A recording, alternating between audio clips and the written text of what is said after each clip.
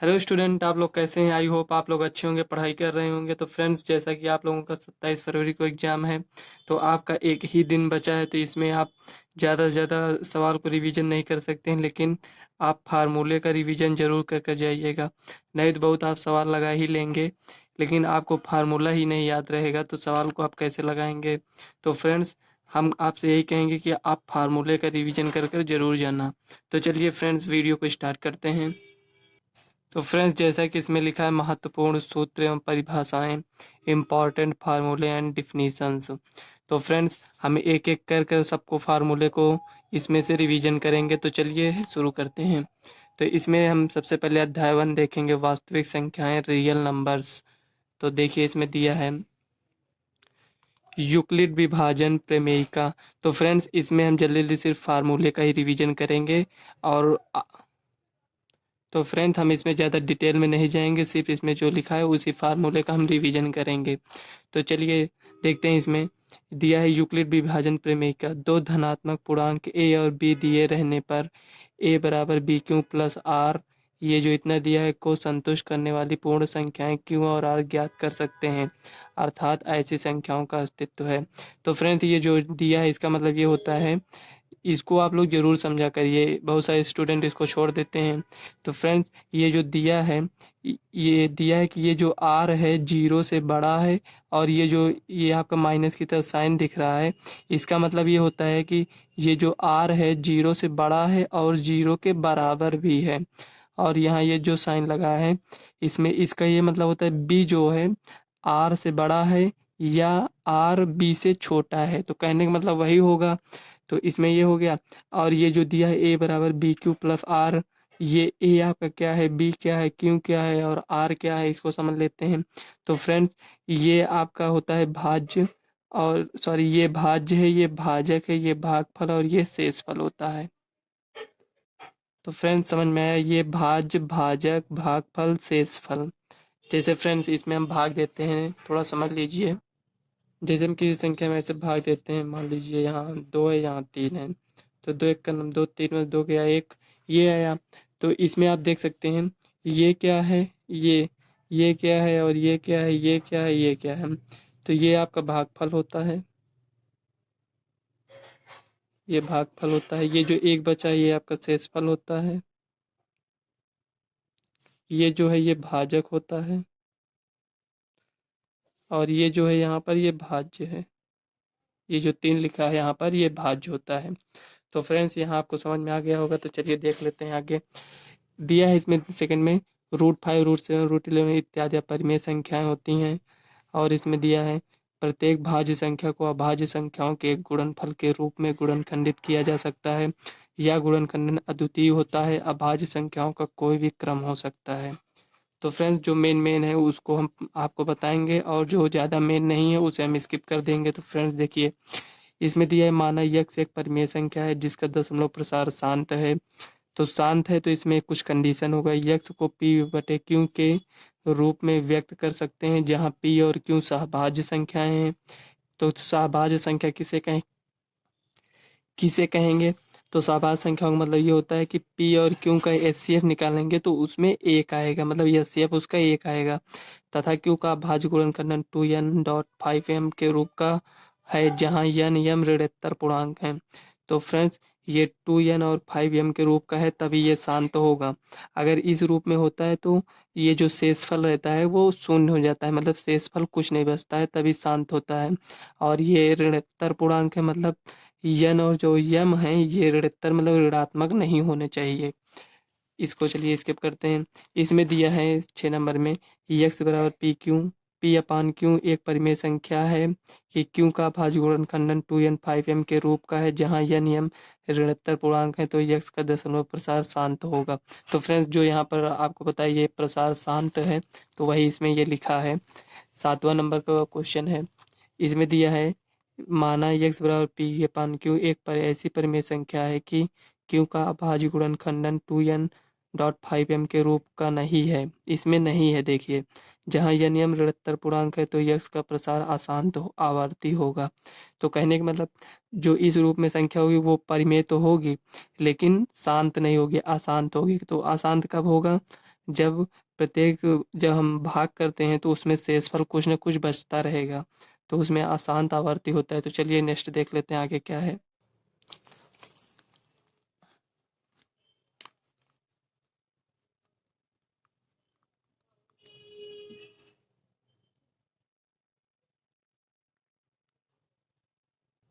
तो friend second chapter इसमें दिया है अध्याय 2 में बहुपद पॉलिनोमियल्स। इसमें दिया है एक घातीय बहुपद को रैखिक बहुपद कहते हैं, जिसमें एक अधिकतम घात एक होता है, उसे रैखिक बहुपद कहते हैं। और द्विघाती बहुपद को द्विघात बहुपद कहते हैं, मतलब जिसमें अधिकतम घात 2 होनी चाहिए। तीन घातीय बहुपद को त्रिघात बहुपद कहते हैं। एक द्विघात बहुपद यही है आपका द्विघात बहुपद। देखिए इसमें अधिकतम घात कितनी है, 2 है। तो a x square plus b x plus c के प्रकार का होता है, जहाँ ए नॉट इक्वल 0 है, जहाँ ए कामा बी और सी वास्तविक संख्या है। तो फ्रेंड्स ये जो दिया है ए नॉट इक्वल 0, तो इस कंडीशन जो आपको कंडीशन दिया रहे उसे ज़रूर समझा करिए। इसमें दिया है ए नॉट इक्वल 0, इसका मतलब क्या होता है यहाँ हम देखते हैं। अगर इसको हम 0 के बराबर रख देते हैं तो क्या होता है। इसमें देखिए अगर इसको हम 0 के बराबर रख देते हैं तो ये पूरा टर्म, ये मतलब पूरा पद जो है ये आपका 0 हो जाएगा। तो क्या ये द्विघात बहुपद कहलाएगा, नहीं कहलाएगा। और ये जो ए बी सी दिया है ये वास्तविक संख्या है। वास्तविक संख्या है मतलब इसमें कोई भी संख्याएं आ सकती हैं, प्लस माइनस या भिन्न के रूप में कोई भी संख्याएं आ सकती हैं। तो वास्तविक संख्याएं किसे कहेंगे, ऐसी संख्याएं जो परिमेय और अपरिमेय संख्याओं को मिलाकर बनती हैं वास्तविक संख्याएं कहलाती हैं।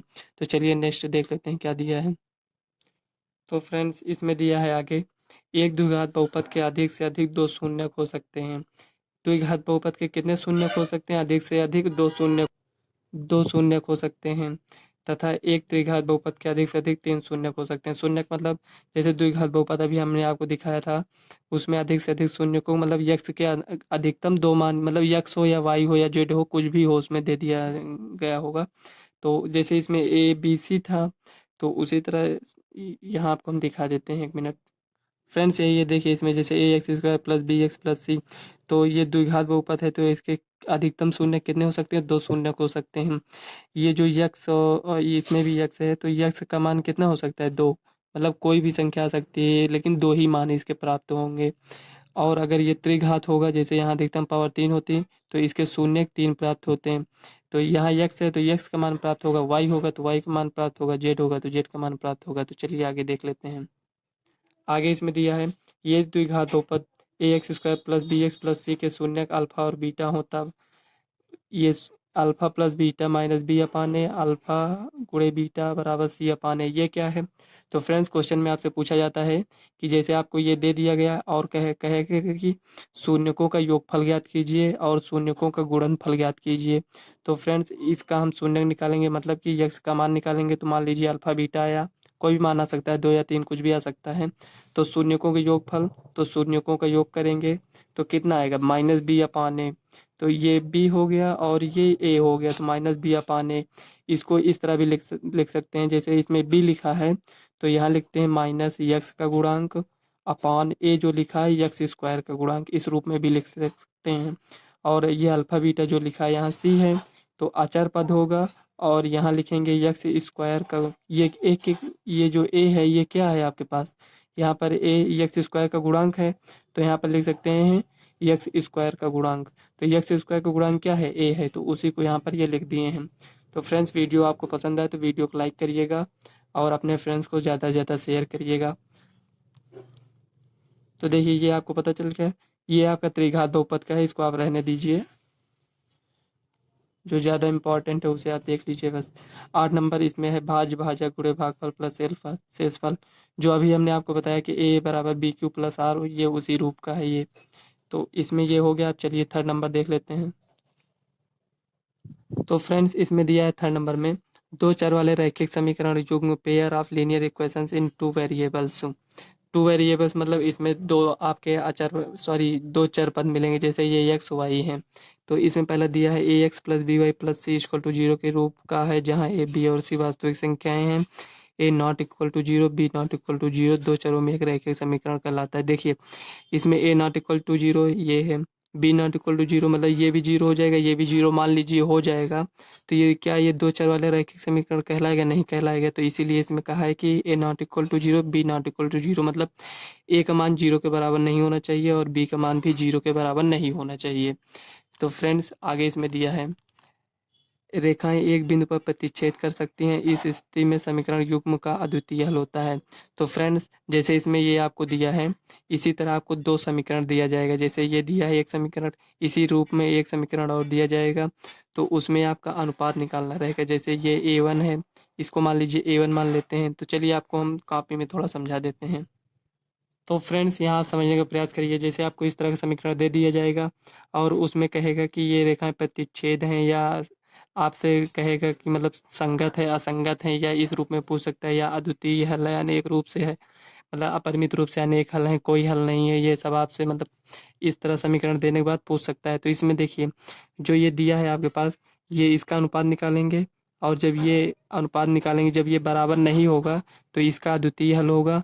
और ये जो इस समीकरण और ये समीकरण की रेखाएं जब इसको ड्रा करेंगे, तो ये इसकी ये रेखा इस तरह होगी और ये रेखा इस तरह, तो कहीं ना कहीं ये एक दूसरे को प्रतिच्छेद करेंगे किसी न किसी बिंदु पर। और दूसरा है A/A2, ये तो बराबर होगा B1/B2 नॉट इक्वल C1/C2, ये इस रूप में होगा। और A1/A2 बराबर B1/B2 बराबर C1/C2, ये इस रूप में होगा। तो इस रूप में क्या होगा, इस रूप में क्या होगा, तो चलिए इसको हम पहले पढ़ते हैं, उसके बाद समझते हैं इसको। तो फ्रेंड्स इसमें दिया है रेखाएं संपाती हो सकती हैं, इस स्थिति में समीकरण के अपरिमित रूप से अनेक हल होते हैं। तो रेखाएं संपाती कब होंगी, जब सभी का अनुपात बराबर हो। क्या होगा, अपरिमित रूप से अनेक हल होंगे, तो ये संगत होंगे। और इसी को देख लीजिए, इसमें दिया रेखाएं समांतर हो सकती हैं, इस स्थिति में समीकरण का कोई हल नहीं होता है, यह असंगत समीकरण युग्म कहलाता है, जहाँ A1/A2 equal to B1/B2 not equal C1/C2। तो फ्रेंड इसी में आपको समझ में आ गया होगा कि ये जब इसका अनुपात, इसी को अभी हमने आपको कॉपी में दिखाया था, ये लिखा था A1/A2 बराबर B1/B2 बराबर C1/C2। जब आप उस जो समीकरण आपको दिया रहेगा उसमें जब संख्या को रखेंगे, ऐसे जो मान दिया रहेगा, जब वो सभी का अनुपात बराबर होगा, तो आप कह सकते हैं कि रेखाएं संपाती हैं। और जब संपाती हैं तो उसमें समीकरण क्या परिमित रूप से अनेक हल होंगे। तो संपाती मतलब आप समझते हैं, जैसे एक रेखा गई है, इस तरह मान लीजिए एक रेखा गई है, तो उसी के ऊपर से एक रेखा और चली जाए, उसी रेखा के ऊपर एक रेखा और चली जाए, तो संपाती होता है। इसमें क्या होगा, समांतर में, जैसे ये देखिए बराबर का साइन इसमें लगा है, आपको दिख रहा होगा, तो यही आपका समांतर रेखा है, जो ये है और ये है, यही आपका समांतर समांतर रेखाएं कभी भी एक दूसरे को नहीं प्रतिच्छेद करती हैं। मतलब इसकी दूरी और ये दूरी जो है हमेशा बराबर रहती हैं। ऐसे ऐसे देखेंगे ना तो हर जगह आपको समान दूरी दिखेगी। तो समांतर में क्या होगा, इसमें कोई हल नहीं होता, जहाँ कोई हल नहीं होता वहाँ असंगत होता है, और इस ये रेखाएं समांतर होती हैं। तो इस तरह समी जब आप अनुपात निकालेंगे, जब इस तरह बनेगा, तो आप कह सकते हैं रेखाएं समांतर हैं, कोई हल नहीं है और असंगत है। ये देखिए दिया है। और आगे चलिए देख लेते हैं इसमें क्या दिया है। तो फ्रेंड्स पांचवें में दिया है विलोपन विधि कैसे सॉल्व करते हैं। तो जैसे विलोपन विधि से क्या हम सॉल्व करते हैं, रैखिक समीकरण को सॉल्व करते हैं, उसमें x और y का मान ज्ञात करते हैं। तो इसमें दिया है, ये इस विधि में किसी एक अज्ञात राशि के गुणांकों को समान बनाना पड़ता है, अतः इसे गुणांकों को समान बनाकर समीकरण को हल करने की विधि भी कहते हैं। तो विलोपन विधि में हम क्या करते हैं, एक जो एक चर पद होता है पहले उसको गायब करते हैं, उसके बाद दूसरे से हम उसको सॉल्व करते हैं। तो जो मान आया रहता है उसे हम जो पद को गायब किए रहते हैं उसमें मान को रखते हैं, उसके बाद सॉल्व करते हैं। तो फ्रेंड्स आपने हमारी वीडियो देखी होगी तो आपको समझ में आ रहा होगा। तो वज्रगुणन खंड विधि किसे कहते हैं, इसमें दिया है इस विधि को लगाने के लिए यह आवश्यक है कि समीकरणों का दाहिना पक्ष शून्य हो, इसलिए यदि दिए हुए समीकरण का कोई पद दाहिनी ओर है तो उसे बाईं ओर के पक्षांतर करके तब निम्न सूत्र का प्रयोग करना चाहिए। मतलब कि कोई पद अगर दाहिनी ओर है, मतलब कि बराबर की इस साइड है, तो उसे इस साइड लाना पड़ता है, उसके बाद इस फार्मूले को लगाया जाता है। तो देखिए इसमें भी आपको दो समीकरण दिया रहेगा, ये देखिए इसमें एक समीकरण ये, एक समीकरण ये दिया है। तो यक्स अपान इस तरह रहेगा, यक्स और वाई के मान ज्ञात करने के लिए आपको इस तरह इसको लिखना पड़ेगा। ये जो लिखा है इसको आप दूसरे रूप में भी लिख सकते हैं, तो चलिए हम आपको कॉपी में बता देते हैं। तो फ्रेंड्स ये जो वज्रगुणन खंड विधि से हम इसको सॉल्व करेंगे, तो इसको कैसे सॉल्व करेंगे, देखिए यक्स अपान बी सी इसमें भी होता है, बी सी इसमें भी, वाई अपान सी इसमें भी, सी ए इसमें भी होता है, और 1/AB। तो इस तरह आप इसको याद कर लीजिए, B C C A B, देखिए बी सी यहाँ भी यहाँ भी है, तो इसको याद करने की क्या जरूरत है। देखिए एक याद कर लीजिए, B C C A B इस तरह चलता है, लेकिन बीच में माइनस साइन लगाएंगे, ये हो गया। यहाँ तक समझ में आया आपको। यहाँ पर क्या लिखेंगे, 1 लिखेंगे, 2 लिखेंगे, उसके बाद 2 लिखेंगे, 1 लिखेंगे, इसके बाद यहाँ क्या लिखेंगे, 1 लिखेंगे, 2 लिखेंगे, 2 लिखेंगे, 1 लिखेंगे, 1 लिखेंगे, 2 लिखेंगे, 2 लिखेंगे, 1 लिखेंगे। तो ये आपका फार्मूला बन गया। ये कौन सा फार्मूला बना है, तो देखिए यक्स अपन B1 C2 मतलब B1 का मान रखेंगे, C2 का मान रखेंगे।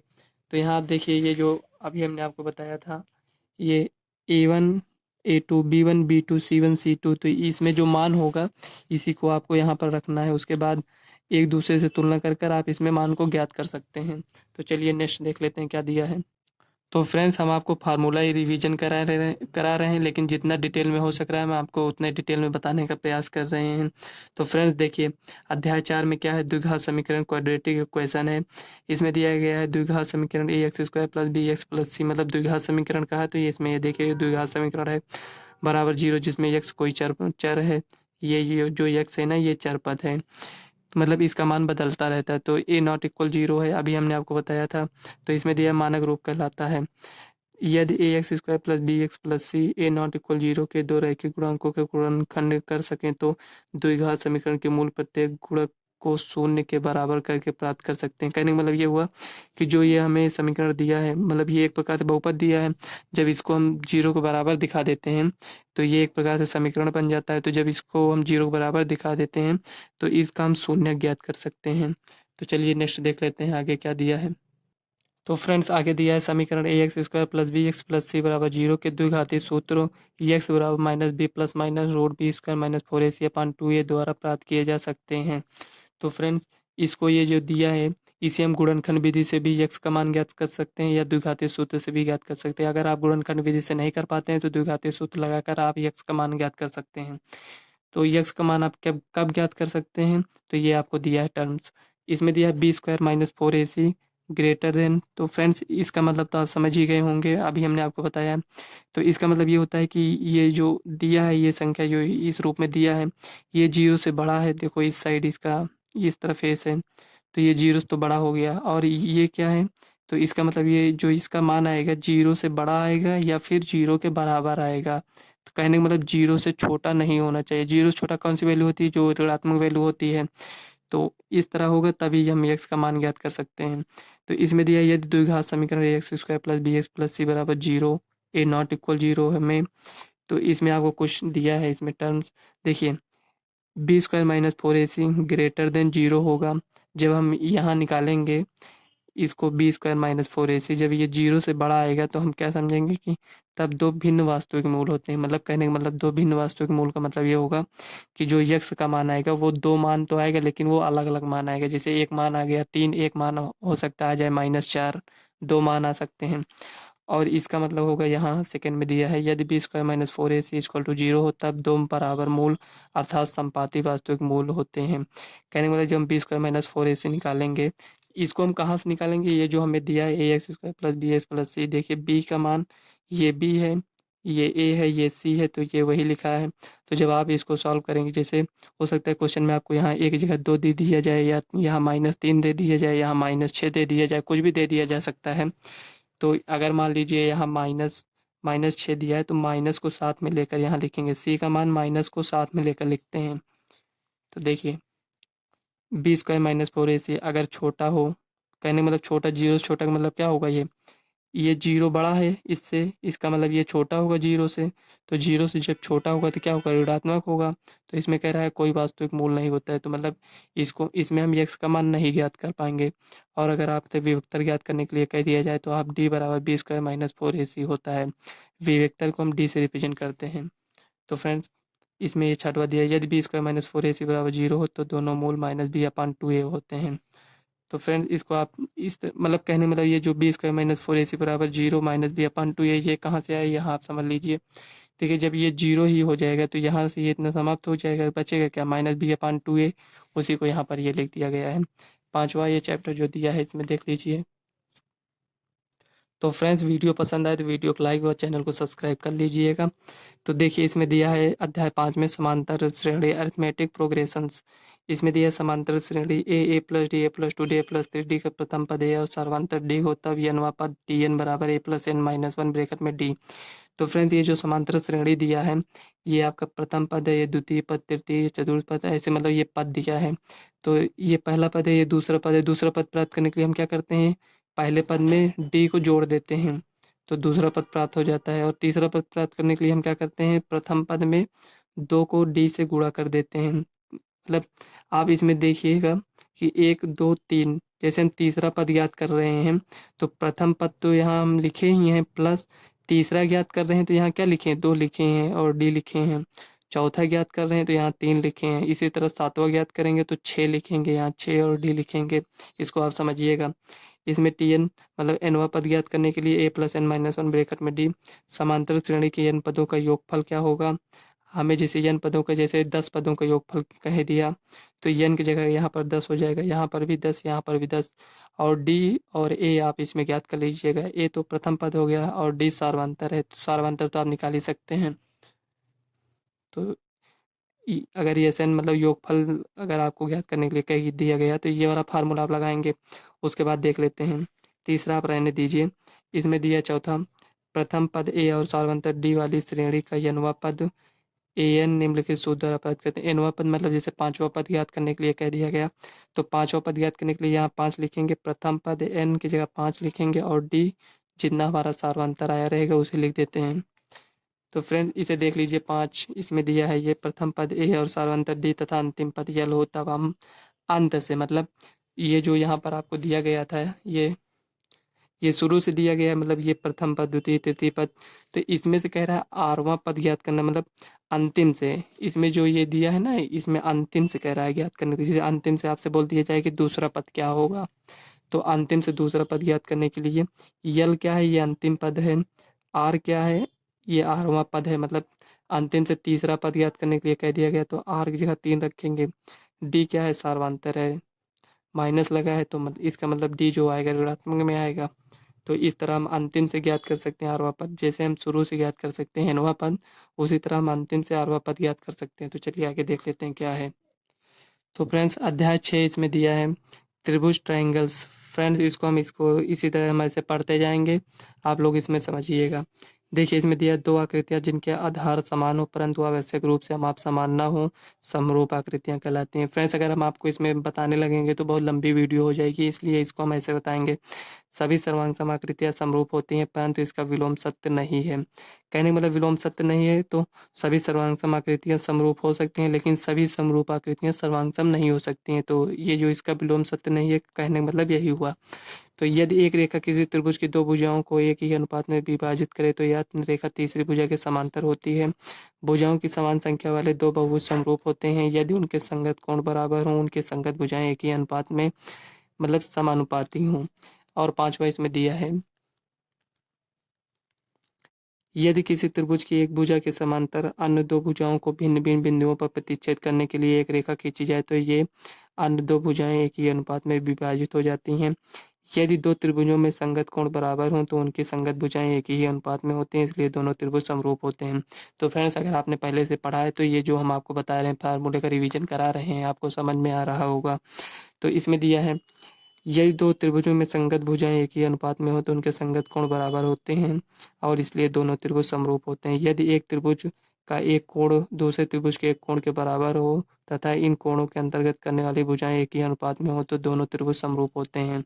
10वां दिया है, इसमें दिया है, एक मिनट, दो समरूप त्रिभुजों के क्षेत्रफलों का अनुपात उनके संगत भुजाओं के अनुपात के वर्ग के बराबर होता है। मतलब अगर हमें अनुपात पता है तो उसका वर्ग कर देंगे तो हमें क्षेत्रफल निकल आएगा। यदि एक समकोण त्रिभुज के समकोण वाले शीर्ष से उसके कर्ण पर लंब डाला जाए तो लंब के दोनों ओर बनने वाले त्रिभुज संपूर्ण त्रिभुज के समरूप होते हैं तथा परस्पर भी समरूप होते हैं। कहने का मतलब इसमें ये हुआ कि जैसे मान लीजिए ये आपके पास समकोण त्रिभुज है तो यहाँ समकोण वाले से जहाँ 90 बनाते हैं वहाँ लंब डालेंगे तो इधर वाला भी समरूप होगा, इधर वाला भी समरूप होगा और पूरा जो बड़ा त्रिभुज है वो भी समरूप होगा एक दूसरे के। इसमें दिया है 12 में, एक समकोण त्रिभुज में कर्ण का वर्ग से दो भुजाओं के वर्गों के योग के बराबर होता है। तो ये आपका पाइथागोरस प्रमेय है, आप इसे जानते होंगे। तो चलिए आगे देख लेते हैं। तो फ्रेंड्स विश्वास मानिए ये आपका जो फार्मूला रिवीजन करा रहे हैं ये आपके एग्जाम में बहुत ही हेल्प करेगा। इसमें दिया यदि एक त्रिभुज में किसी एक भुजा का वर्ग अन्य दो भुजाओं के वर्गों के योग के बराबर हो तो पहली भुजा का सम्मुख कोण समकोण होता है। यदि दो समकोण त्रिभुजों में एक त्रिभुज का कर्ण तथा एक भुजा दूसरे त्रिभुज के कर्ण तथा एक भुजा के समानुपाती हो तो त्रिभुज समरूप होते हैं। किसी आयत के विकर्ण से बने वर्ग का क्षेत्रफल इनकी दोनों आसन भुजाओं पर बने वर्ग के योग के बराबर होता है। तो फ्रेंड्स इसको आप रहने दीजिए, यहीं तक आप देखिएगा 14 नंबर तक। अब आप इसमें देख लीजिए 7वां चैप्टर अध्याय 7। इसमें क्या है, निर्देशांक ज्यामिति कोऑर्डिनेट ज्योमेट्री। इसमें दिया है एक निर्देशांक ये दिया है तो Px1 y1 और Px2 के बीच की दूरी मतलब दोनों के बीच की दूरी ज्ञात करने के लिए हम फार्मूला क्या लगाते हैं, रूट x1 माइनस x2 का whole square plus y1 minus y2 का होल स्क्वायर। या इसमें लिखा है चाहे हम इसको लगाएं चाहे इसको, x2 माइनस x1 का whole square plus y2 minus y1 का होल स्क्वायर। तो फ्रेंड्स इसमें यह इसलिए लगा है कि इसमें चाहे प्लस आए चाहे माइनस आए तो इसका अगर हम वर्ग कर देंगे तो वैसे भी वो पॉजिटिव वैल्यू बन जाएगी, तो इसीलिए इसमें या कर दोनों रूप में दे दिया गया है। इसमें दिया है पी, दूसरा दिया है बिंदु पी एक्स वाई की मूल बिंदु से दूरी मतलब मूल बिंदु से दूरी हमें ज्ञात करने के लिए कहेगा, तो ये वाला फार्मूला है। ये फ्रेंड्स अगर ये फार्मूला आपको नहीं याद है तो मूल बिंदु से दूरी याद करने के लिए आप इस वाले फार्मूले को भी लगा सकते हैं। लेकिन एक बिंदु आपको इस तरह दिया रहेगा लेकिन दूसरा बिंदु जो रहेगा मूल बिंदु वो 0,0 रूप में लिखना पड़ेगा आपको, क्योंकि एक ही बिंदु आपको दिया जाएगा, दूसरा बिंदु आपको लिखना पड़ेगा। अगर ये वाला फार्मूला लगाएंगे तो इसको लगाएंगे तो जो बिंदु दिया रहेगा ये एक्स का स्क्वायर कर देंगे वाई का स्क्वायर कर देंगे तो आपको मूल बिंदु से दूरी पता चल जाएगा। और तीसरा देख लेते हैं इसमें जो दिया है, तीसरा दिया है उस बिंदु पी एक्स कामा वाई के निर्देशांक जो बिंदुओं एक्स कामा वाई और बिंदु x2 y2 को जोड़ने वाले रेखाखंड को यम अनुपात m2 में अनुपात में आंतरिक रूप से विभाजित करता है निम्नलिखित होते हैं। मतलब कि कोई ऐसे मतलब रेखा है उसे यही मान लीजिए यहाँ कोई बिंदु है, ये 1:2 में विभाजित करता है तो 1:2 क्या होगा, ये वही ये m1 m2 यहाँ पर क्या है। तो इसमें क्या होगा, आंतरिक रूप से विभाजित करता है तो इसमें ये वाला लगेगा formula m1x2 plus m2 x1 अपान m1 प्लस m2। यहाँ पर कॉमा लगेगा क्योंकि ये x का पद है, ये x आएगा और ये y आएगा, तो m1y2 प्लस m2 y1 अपान m1 प्लस m2 होगा। तो देखिए आंतरिक रूप से कर रहा था तो यहाँ प्लस होगा, अगर बाह्य रूप से कह दिया जाए तो सिर्फ आप यहाँ पर माइनस लगा दीजिए बस, आपको और कुछ नहीं करना है। दोनों में मतलब यहाँ भी माइनस यहाँ भी माइनस यहाँ भी माइनस लगाना पड़ेगा। तो फ्रेंड्स चौथे में वही आपको दिया है, इसमें ये देखिए इसको रहने देते हैं क्योंकि आपको हमने पहले भी बता दिया है। तो चलिए पांचवा देख लेते हैं। इसमें दिया है बिंदु पी एक्स कमा वाई वन और क्यू x2 y2 को जोड़ने वाले रेखाखंड पी क्यू के मध्य बिंदु के निर्देशांक। तो फ्रेंड्स आप समझ रहे हैं मध्य बिंदु के निर्देशांक मतलब कोई रेखा दिया है उस ये निर्देशांक और इसका निर्देशांक तो ये हमें पता है, लेकिन मध्य बिंदु का निर्देशांक ज्ञात करने के लिए हम क्या करेंगे, ये x1 या x2 को जोड़ेंगे 2 से भाग करेंगे, y1 y2 को जोड़ेंगे 2 से भाग कर देंगे तो हमें मध्य बिंदु का निर्देशांक पता चल जाएगा। तो चलिए आगे देख लेते हैं। तो फ्रेंड्स इसमें 6 नंबर में दिया गया है बिंदु इतना इतना इतने को से बनने वाले त्रिभुज का क्षेत्रफल ज्ञात कीजिए। तो फ्रेंड्स अगर हमें 3 बिंदु इस तरह दे दिया जाए और अगर हमसे कहे कि त्रिभुज का क्षेत्रफल ज्ञात कीजिए तो हम लिखते हैं 1/2 x1 y2 minus y3 plus x2 y3 minus y1 plus x3 bracket में y1 माइनस y2 होता है। तो फ्रेंड्स इस फार्मूले को हम लगाएंगे त्रिभुज का क्षेत्रफल ज्ञात करने के लिए। इसको आपको याद करने के लिए 1/2 लिखते हैं ब्रैकेट में, ये देखिए जो यक्स ये यक्स जो है ये तो बाहर ही लिखा है, सबके बाहर लिखा देखिए, वाई सब में अंदर लिखा है ब्रैकेट के अंदर। तो x1 ये तो हमें पता चल गया कि x1 x2 x3 ये सब में बाहर लगेगा। और ये जो लिखा है y2 y3 इसको याद करने के लिए आप शॉर्ट फॉर्म ऐसे याद कर लीजिए 23, देखिए 2 3 लिखा है ना, 23 31 12 आप ऐसे याद कर लीजिए 23 31 12, फार्मूला याद करने में आपको आसानी होगी। तो इसमें दिया 7वें में संरेख होने के लिए, तो फ्रेंड्स ये जो आप फार्मूला याद किए हैं इसको आप 0 के बराबर दिखा दीजिए, वही आपका संरेख का फार्मूला हो जाएगा। त्रिभुज का ही फार्मूला होता है लेकिन उसमें जब 0 के बराबर हो जाता है तो वो संरेख हो जाता है। देख ली फार्मूला वही दिया है, जब इसको आप 0 के बराबर दिखा देंगे तो ये जो 1/2 है जब पक्षांतर करेंगे तो इधर आएगा तो 0 हो जाएगा। तो फ्रेंड्स ये 8वां देख लेते हैं, अध्याय 8 है। अध्याय 8 में आप देखिए त्रिकोणमिति का परिचय, इंट्रोडक्शन ऑफ ट्रिग्नोमेट्री। समकोण त्रिभुज एबीसी में जिसका कोण बी समकोण है तो साइन कॉस टेन को इसे साइन ए बराबर क्या होता है कॉस ए बराबर क्या होता है टेन ए। तो आप इसको रहने दीजिए, इस तरह मत याद करिए, नहीं आप भूल जाएंगे इसको, इसको इस तरह समझ लीजिए। तो फ्रेंड्स ये जो लिखा है लाल बटे कक्का, तो ये जो आप इसको देखिए इतना, ये इतना देखिए इसको हम इस तरह लिख देते हैं यल बटे के, ये हो गया ए बटे के इसको आप देखते रहिए, उसी को लिख रहे हैं, यल अपॉन ए, ये हो गया, इस तरह हो गया। तो ये साइन का होता है, ये कॉस का होता है, ये टेन का। तो ये क्या है, साइन का होता है, साइन थीटा। ये क्या है, कॉस थीटा। थीटा क्या है, एक कोण है, यहाँ हम ए बी कुछ भी लिख सकते हैं। तो ये क्या है, टेन थीटा, ये हो गया। तो फ्रेंड्स ये जो लिखा है, ये जो लिखा है, ये क्या है, लंब बटे कर्ण। ये क्या है, आधार। इसको लंब कहते हैं, इसको आधार कहते हैं, इसको कर्ण कहते हैं। तो लंब बटे कर्ण, आधार बटे कर्ण, लंब बटे आधार। तो फ्रेंड्स इस टाइप के सवाल को सॉल्व करने के लिए आप इस तरह लिख लिया करिए, ताकि आप सवाल को मिस्टेक ना करें। तो देखिए, sine theta cos theta tan theta हमें पता चल गया। अब इसका अपोजिट याद करने के लिए हम क्या करेंगे, जब हमें sine theta cos theta tan theta पता चल गया, इसको अपोजिट करने के लिए हम के को ऊपर लिखेंगे, यल को नीचे, या फिर हम इसी को चेंज कर देते हैं। तो इसको हम चेंज करेंगे, क्या लिखेंगे, के ए अपॉन यल ए यल। ये क्या है, जो ये हमारे पास बना है, ये इतना आप देखिए ऐसे, इतना ये इस तरह। तो ये क्या है, ये कॉसेक है। कॉसेक क्या है, साइन का उल्टा। कॉस का क्या उल्टा होता है, सेक होता है। टेन का उल्टा क्या होता है, कॉट का। तो ये कॉट का है, ये साइन का फार्मूला है। तो हम आशा करते हैं आपको ये समझ में आ गया होगा। तो चलिए आगे देख लेते हैं। तो फ्रेंड्स यहाँ दूसरे में समझ लीजिए, इसमें ये वही दिया है, कॉसेक ए को हम वन अपान साइन ए लिख सकते हैं, या साइन ए को वन अपान कॉसेक ए, मतलब ये अपोजिट है। तो साइन ए का अपोजिट क्या होता है, कॉसेक ए। सेक ए का अपोजिट क्या होता है, one upon cos a. Tan a क्या होता है, one upon cot a. Tan a क्या होता है, वन अपान साइन ए। ये हो गया। कहने का मतलब ये जो दो आया है, टेन ए को वन अपान कॉट ए भी लिख सकते हैं, और टेन ए को साइन ए अपान कॉस ए। तो हमें जिस रूप में फार्मूले की आवश्यकता होती है, हम उसी रूप में लिख देते हैं। तो यहाँ दिया है, साइन ए और कॉस ए का मान कभी भी एक से अधिक नहीं होता है। तो इसको आप ध्यान रखिएगा, ये बहुत इंपॉर्टेंट क्वेश्चन है। हो सकता है आपको ऑब्जेक्टिव में ये क्वेश्चन पूछ लिया जाए, जबकि सेक ए या कॉसेक ए का मान सदैव एक से अधिक या एक के बराबर होता है। तो फ्रेंड्स इसको जरूर आप याद कर लीजिएगा, क्योंकि ये आपको आगे भी काम देगा। इसमें दिया है साइन 90 माइनस ए। ये क्या है, एक प्रकार से ये थीटा ही है। तो साइन 90 माइनस ए बराबर कॉस ए होता है, कॉस 90 माइनस ए बराबर साइन ए होता है, टेन 90 माइनस ए बराबर कॉट ए, कॉट 90 माइनस ए बराबर टेन ए होता है। और सेक 90 माइनस ए बराबर कॉसेक ए, और कॉसेक 90 माइनस ए बराबर सेक ए होता है। तो फ्रेंड्स आगे का फार्मूला देख लेते हैं। Sine square A plus cos square a किसके बराबर होता है, एक के बराबर होता है। सेक स्क्वायर ए किसके बराबर, sec square minus tan square a एक के बराबर होता है।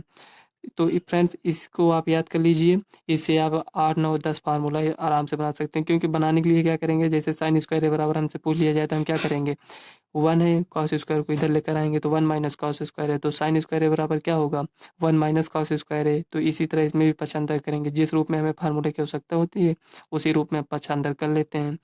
तो sec square minus tan square बराबर एक, कॉसेक स्क्वायर बराबर वन प्लस कॉट स्क्वायर है। तो फ्रेंड्स अध्याय 9 है, इसमें दिया है त्रिकोणमिति के कुछ अनुप्रयोग, सम एप्लीकेशंस ऑफ ट्रिग्नोमेट्री। तो फ्रेंड्स इसको देख लीजिए आप।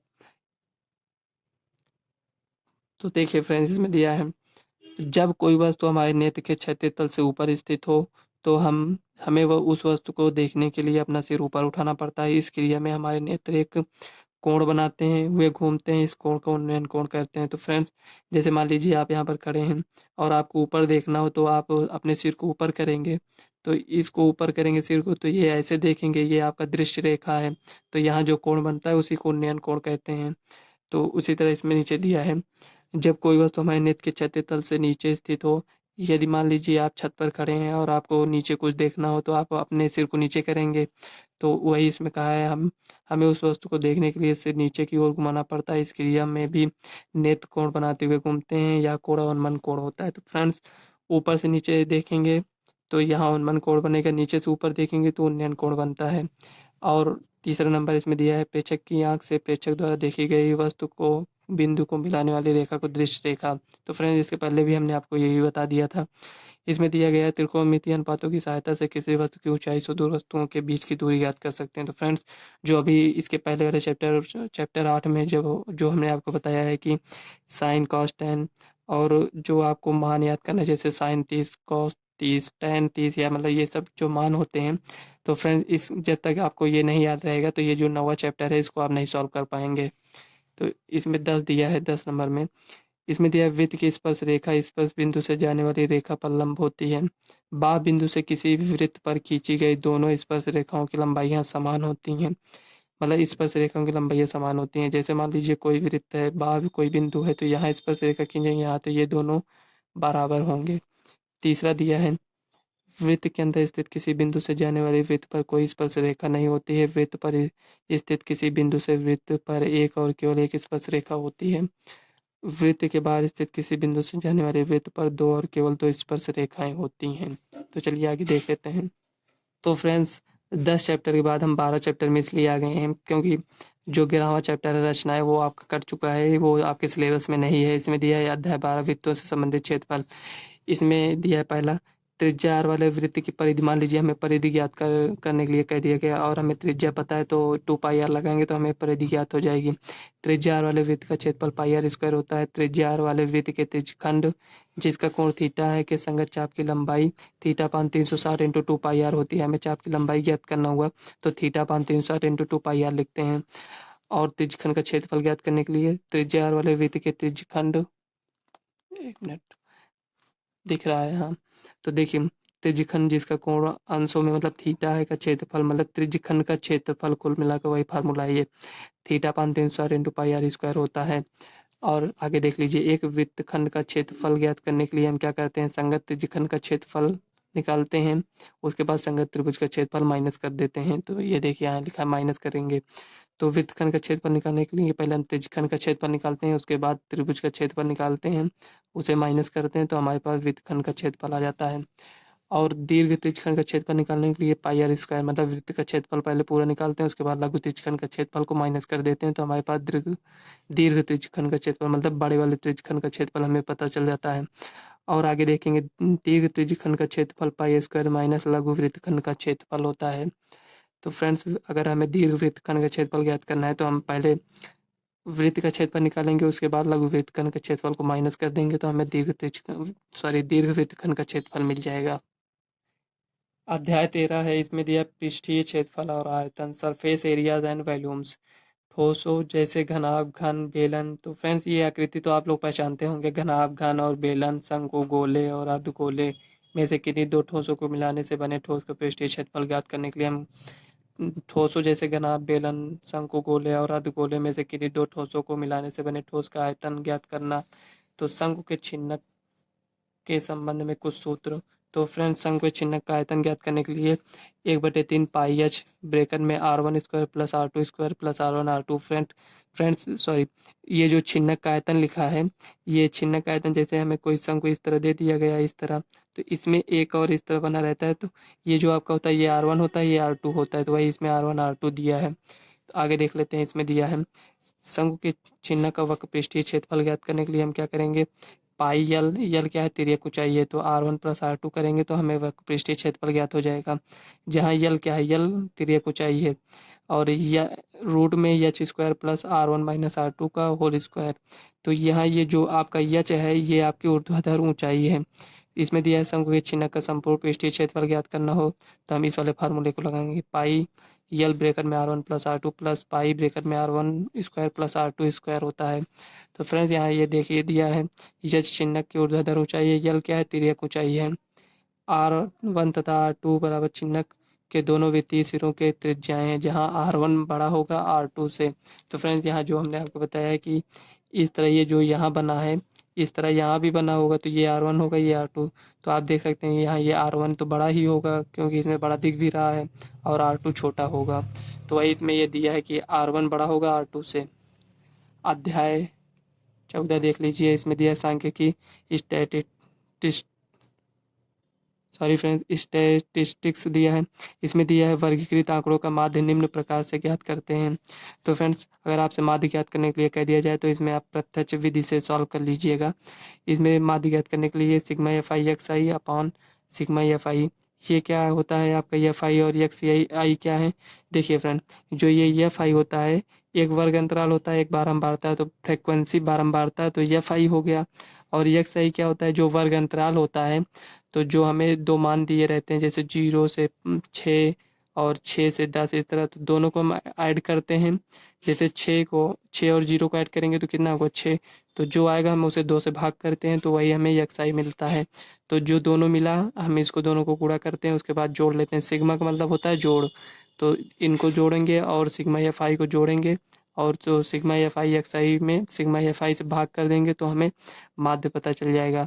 तो हमारे पास 3 तरीके हैं माध्य ज्ञात करने के लिए, जो आपको सूटेबल लगे आप उसे ज्ञात कर सकते हैं। इसमें दिया है कल्पित माध्य विधि से a plus sigma f I D I upon sigma f आई इस तरह ज्ञात कर सकते हैं। तो आप ज़्यादातर प्रयास करिएगा कि आप माध्य इसी विधि से ज्ञात कर लीजिएगा। पग विचलन विधि से माध्य ज्ञात करेंगे तो a plus sigma f i u i upon sigma f i into h. हम यह मानकर चलते हैं कि प्रत्येक वर्ग की बारंबारता उसके मध्य बिंदु अर्थात वर्ग चिन्ह पर स्थित है। किसी बारंबारता बंटन से किसी वर्ग की संचयी बारंबारता उस वर्ग से पहले वाले सभी वर्ग की बारंबारताओं का योग होता है। तो फ्रेंड्स, अगर आपने इस पर सवाल नहीं लगाया तो आपको फार्मूला भी नहीं समझ में आएगा। अगर आपने नहीं देखी वीडियो तो हमने आपको वीडियो डिस्क्रिप्शन बॉक्स में लिंक दिए हैं, उसमें जाकर आप देख सकते हैं। तो फ्रेंड्स, इसमें दिया है वर्ग के आंकड़ों के माध्यक निम्नलिखित सूत्र द्वारा ज्ञात करते हैं। तो माध्यक क्या होगा, यल प्लस एन बटे 2 minus C F upon F into H. तो यहाँ वर्गीकृत आंकड़ों का बहुलक निम्नलिखित सूत्र द्वारा ज्ञात किया जाता है। तो ये बहुलक प्लस बराबर यल प्लस ब्रैकेट में F minus F one upon 2 F minus F one minus F two into H. तो फ्रेंड्स, किसी किसी बुक में इस रूप में दिया है फार्मूला और किसी किसी बुक में इस तरह आपको दिया होगा, यल प्लस ब्रैकेट में F one minus F zero अपान 2 F one minus 2f1 minus F zero minus F two into H, इस तरह दिया होगा। तो फ्रेंड्स, दोनों फार्मूला सही है जहाँ संकेत अपना स्वाभाविक अर्थ रखते हैं। तो फ्रेंड्स, ये एफ क्या है, F1 क्या है और ये n बटे 2 एफ इंटू एच ये यल क्या है। तो फ्रेंड्स, अगर आपने इस पर सवाल लगाया होगा तो आपको समझ में आ रहा होगा। तो फ्रेंड्स, ये हम आपको नहीं बताएंगे क्योंकि अगर आप सवाल नहीं लगाएंगे तो आपको फार्मूला याद करने से क्या मतलब है। तो चलिए आगे देख लेते हैं। इसमें दिया है वर्गीकृत आंकड़ों के बहुलक और माध्यक परिकलन करने के लिए सूत्र का प्रयोग करने से पहले यह जान लेना चाहिए कि वर्ग अंतराल सतत है कि नहीं। तो फ्रेंड्स, सबसे पहले आप माध्यक और बहुलक ज्ञात करने के लिए वर्ग अंतराल को चेक किया करिए कि सतत है कि नहीं। सतत मतलब ये होता है कि जैसे 1 है 0 से 5, फिर 5 है 5 से 10, 10 से 15 है। तो फ्रेंड्स, ये तो सतत हो गया, लेकिन आपको इस तरह दे दिया गया 0 से 5 और 5 से 15, उसके बाद दे दिया गया 20 से 30, उसके बाद दे दिया गया 40 से 45। तो ये आपको सतत नहीं होगा। तो हमें इसे जरूर चेक करना पड़ता है कि ये सतत है कि नहीं। तो फ्रेंड्स, चलिए आगे देख लेते हैं 15। तो फ्रेंड्स, ये जो अध्याय 15 दिख रहा है इसमें, ये अगर आप नई बुक में देखेंगे तो ये अध्याय 14 में ही है क्योंकि रचनाएं कट गया है। तो फ्रेंड्स, ये पुरानी बुक से हम आपको फार्मूला बता रहे हैं। इसमें दिया है घटना ई की सैद्धांतिक प्रायिकता पी को निम्नलिखित रूप में परिभाषित किया जाता है। पी हमें प्रायिकता ज्ञात करना है। तो हम कैसे ज्ञात करेंगे, ई के अनुकूल परिणामों की संख्या और प्रयोग के सभी संभावित परिणामों की संख्या। तो फ्रेंड्स, इस पर हमने आपको सवाल बताया है। इसमें दिया है एक असंभव घटना की प्रायिकता 0 होती है। तो फ्रेंड्स, ये ऑब्जेक्टिव क्वेश्चन में आपसे पूछ लिया जा सकता है। इसमें दिया एक निश्चित या निर्धारित घटना की प्रायिकता 1 होते हैं। तो फ्रेंड्स, इसे भी ये दोनों को आप ऐसे देख लीजिए क्योंकि ये आपका यूट्यूब टाइप का क्वेश्चन 1 नंबर में बन सकता है। इसमें दिया घटना ई की प्रायिकता एक ऐसी संख्या पी है कि इसे फ्रेंड्स इसको आप जरूर समझा करिए। यह हम आपको नहीं बताएंगे क्योंकि इसके पहले हमने आपको कई बार बताया है कि इसका मतलब क्या होता है। इसमें दिया है किसी भी घटना ई के लिए P plus P E not बराबर 1 होता है। मतलब ये जो दिया है पी घटना घटित होने की प्रायिकता दिया है और जो पी नॉट दिया है घटना नहीं घटित होने की प्रायिकता दिया है। तो दोनों को ऐड करेंगे, मतलब घटना घटित होने की प्रायिकता प्लस घटना नहीं घटित होने की प्रायिकता का योग करेंगे तो किसके बराबर होता है, 1 के बराबर होता है। तो फ्रेंड्स, इसमें से अगर हमें किसी को भी ज्ञात करना हो, जैसे घटना न घटित होने की प्रायिकता ज्ञात करना हो, तो 1 से घटना घटित होने की प्रायिकता को माइनस कर देंगे तो घटना नहीं घटित होने की प्रायिकता हमें पता चल जाएगी।